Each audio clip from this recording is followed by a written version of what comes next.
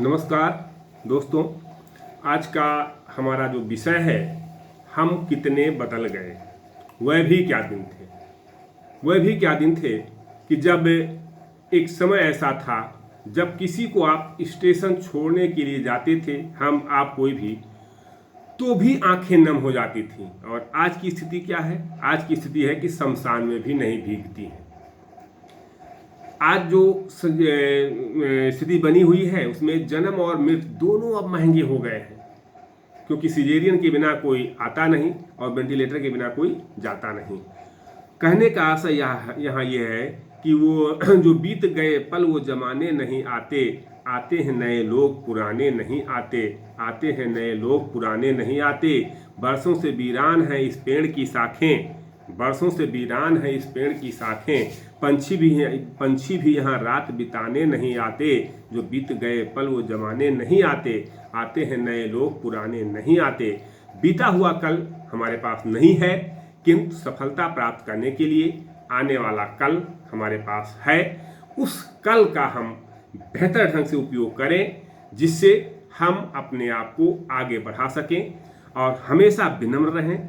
विनम्रता का गुण सौम्यता, शिष्टता, विनम्रता, उदारता ये होना चाहिए, क्योंकि ध्यान रहे ये बात कि अहंकार के वृक्ष पर हमेशा विनाश का फल उगता है। विपत्ति हमारे आपके किसी के सामने आ सकती है। विपत्ति काल में भी हमें संयम, अनुशासन और मर्यादा का ध्यान रखना होगा। और संबंधों का आधार, अगर किसी से आपका संबंध है तो संबंधों का आधार आत्मीयता होनी चाहिए, आधिपत्य नहीं। और किसी बात को स्पष्टीकरण बहुत नहीं देना चाहिए। स्पष्टीकरण वहाँ देना चाहिए जहाँ उसे सुनने और समझने के लिए एक खुला दिमाग हो।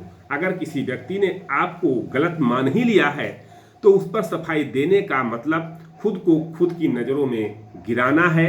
और ध्यान रहे इस बात को, जीवन में अगर आगे बढ़ना है तो किसी के निंदा करने से आपको घबराना नहीं है, क्योंकि निंदा से घबराकर अपने लक्ष्य को आप कदापि न छोड़ें, क्योंकि लक्ष्य मिलते ही निंदा करने वालों की राय बदल जाती है। लोग कब राय बदल देते हैं इसका कोई उनका वो नहीं होता है कि वो कब अपनी राय को बदल दें।